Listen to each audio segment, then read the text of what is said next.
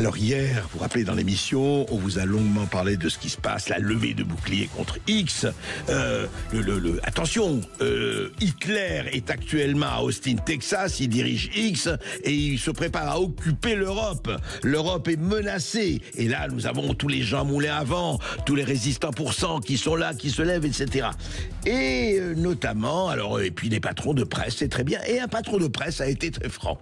Mathieu Bigas a donné une interview à Libération et il a dit, texto, « Je veux mettre les médias que je contrôle dans le combat contre la droite radicale. » Vous avez bien écouté, vous avez bien entendu. « Je veux mettre les médias que je contrôle dans le combat contre la droite radicale. » Et il dit, « Je mets mes intérêts financiers au service de mes idées. » Mais alors attendez, je comprends pas très bien.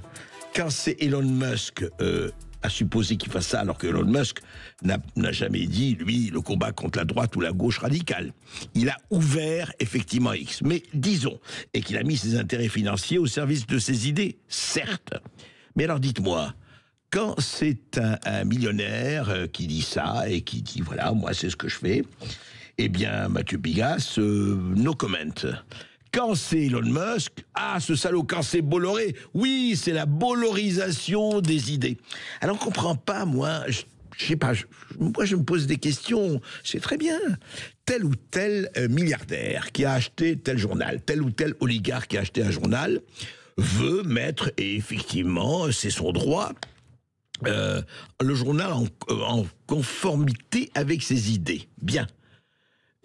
Eh bien, alors, attendez, soyons clairs. Pourquoi il y a des bons milliardaires et des mauvais milliardaires? Il y a des bons oligarques et des mauvais oligarques? Oui, parce que ça dépend quel parti vous prenez. Quand c'est le camp du bien, eh bien, par exemple, Mathieu Bigas, il est entre autres propriétaire des Inrecuptibles, de Radio Nova, il est actionnaire du groupe Le Presse Le Monde, le Huffington Post, du Rough Trade. Il est associé, évidemment, il a une faible participation, mais dans le service public, là, avec Media One qui produit C'est à vous, C'est dans l'air, C'est l'hebdo, dont on connaît l'extraordinaire diversité, où il y a vraiment la gauche, la droite, le centre, ne rigolez pas tous à la fois. Non. Donc, qu'est-ce qui se passe? Pourquoi, encore une fois, ces 2 poids, 2 mesures? C'est ça, moi, qui me ravit, qui m'étonne et qui, je dois dire, me fait doucement ricaner. Alors voilà, donc, Bigas, au moins, il a eu la franchise de lâcher le morceau en disant oui, moi je suis ceci, je me bats pour mes idées et les journalistes et les médias que je contrôle, eh ben ils ont intérêt à le faire aussi. Bolloré, il n'a peut-être pas dit ça comme ça, mais c'est la même chose. Mais tous les autres, c'est aussi la même chose. Alors pourquoi effectivement un Musk ou un Trump ou autre dit c'est atroce, c'est de l'ingérence, il faut absolument interdire X. Vous vous rappelez, on a parlé des Marine Tondelier, les Sandrine Rousseau et toutes les autres qui hurlent à la mort. Et alors là, et c'est pas ça. Et regardez par exemple, c'est très intéressant, une politologue, Asma Mala, était sur le plateau de C'est Politique, encore une fois C'est Politique sur F5, sur France 5 toujours, et regardez ce qu'elle dit, c'est vraiment intéressant, à propos justement de la vérité, de la liberté d'expression. Écoutez. C'est le narratif qui est injecté depuis quelques semaines et qui est en train de s'amplifier par la bouche et par ces vecteurs en fait idéologiques que sont devenus ces réseaux sociaux qui sont d'abord des caisses de résonance idéologique quoi qu'on en dise. Et pour prendre un peu de champ, donc et pour rebondir sur tout ce qui a été dit sur cette fameuse question de la liberté d'expression, je vais juste poser 3 points sur la table qui me semblent importants. La première chose, c'est que ce mot, ce concept a été totalement arsenalisé, c'est-à-dire qu'il est devenu une arme de guerre idéologique aujourd'hui. Et pour dire quoi? Pour faire une inversion des définitions. C'est assez dingue ce qui est en train de se jouer. C'est-à-dire, la modération, aujourd'hui, est égale à la censure. La liberté d'expression suppose la liberté d'insulter, de diffamer, de dénigrer, de harceler. On a quelque chose qui est très orwellien. Dans 1984 de Orwell, il y avait cette phrase: la guerre, c'est la paix.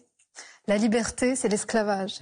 Et on est exactement, en fait, là-dedans. Et la fin, c'était l'ignorance, c'est la force. Et ça pourrait être la devise de Magas. Hein. C'est la devise aujourd'hui du mouvement ultra-conservateur, national, populiste américain, à la tête duquel on a ce binôme aujourd'hui.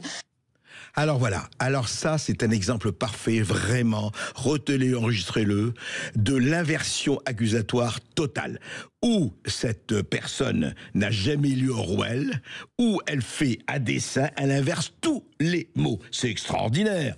Et elle dit, quand Orwell parle de la guerre, c'est la paix du ministère de la vérité, c'est parce que c'est le ministère de la vérité. Les X, les autres n'incitent personne, c'est pas obligatoire, c'est pas Big Brother is watching you, ce n'est pas obligatoire, vous voulez pas regarder X, vous le boycottez, vous faites ce que vous voulez. Ce n'est pas le ministère de la vérité, c'est exactement le contraire. Et elle arrive, regardez, par cette espèce d'inversion et des espèces de syllogisme total et de prémices devenues folles, non pas la personne, je dirais, c'est la liberté d'expression, attention, ça devient la censure. C'est extraordinaire, c'est-à-dire que la liberté d'expression, oui, c'est uniquement la liberté d'insulter, la liberté de ceci, la liberté de cela.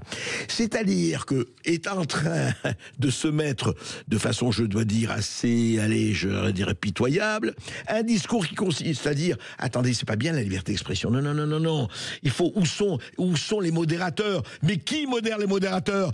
Par qui sont payés les soi-disant modérateurs? Qui les finance? Alors ça, on n'en parle pas. Non. Ah, il faut modérer. Ah, mais qui modère? Qui dit que ça c'est bien, ça c'est pas bien? Qui donne les frontières? Eh bien, je vais vous dire, c'est exactement, et là je voudrais qu'on redise vraiment Orwell, qui aurait hurlé, et qui doit se retourner dans sa tombe quand il entend certaines choses dans certaines télévisions. La liberté, dit Orwell, comme a dit Rosa Luxembourg, c'est la liberté pour celui qui pense autrement. On retrouve ce principe dans la phrase attribuée à Voltaire, « Je déteste ce que vous dites, mais je me battrai pour votre droit de les dire. » Si la liberté intellectuelle, qui est sans doute l'un des piliers de la civilisation occidentale, c'est toujours Orwell qui parle, si la liberté intellectuelle signifie quelque chose, c'est que chacun a le droit de dire et d'imprimer ce qu'il croit être la vérité. Autrement dit, pour certains, notamment pour ceux qu'on écoute dans certaines radios ou télévisions, défendre la démocratie implique de détruire la liberté de penser, dit Orwell. C'est exactement ça, les soi-disant défenseurs de la démocratie et total partisans de la censure. Et je termine avec Orwell, ne voit pas ceci. Ce sont les intellectuels. Vous voyez, par exemple, il dit ceci. Les démocraties libérales ont jusqu'à récemment tenu ce principe pour acquis. Notre gouvernement fait encore semblant de le respecter. Les gens ordinaires croient que tout le monde a le droit de son opinion, j'imagine. Mais ce sont les gens ordinaires, la décence commune, les gens de la décence commune. Mais ce sont les intellectuels, ceux qui devraient être les gardiens de la liberté, qui commencent à la mépriser, aussi bien en théorie qu'en pratique. Ces personnes ne voient pas que si vous encouragez des méthodes totalitaires, le moment pourrait venir où elles seront utilisées contre vous plutôt que pour vous. Et Orwell finit ceci, si la liberté a un sens quelconque, c'est le droit de dire aux gens ce qu'ils ne veulent pas entendre. Voilà. Arrêtez de penser que les gens sont des gueux qui n'ont le droit d'écouter que ce que vous leur dites, ce que vous leur énoncez, vous, le camp du bien, et écoutez Orwell et relisez Orwell. Ça vaut vraiment le coup. Sud Radio Berkov dans tous ses états. On est con. Qu'on ait 20 ans, qu'on soit grand-père. Quand on est con, on est con. Et oui, la SNCF, la Société Nationale des Chemins de Fer Français. Eh bien, écoutez, c'est très simple. Heureusement que nous avons la Cour de justice de l'Union européenne.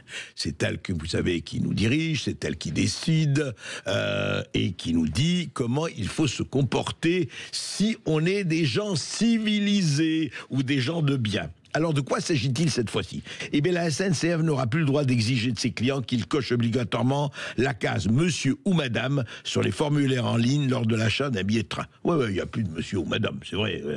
Et que dit la Cour de justice de l'Union européenne? C'est nouveau, ça vient de sortir.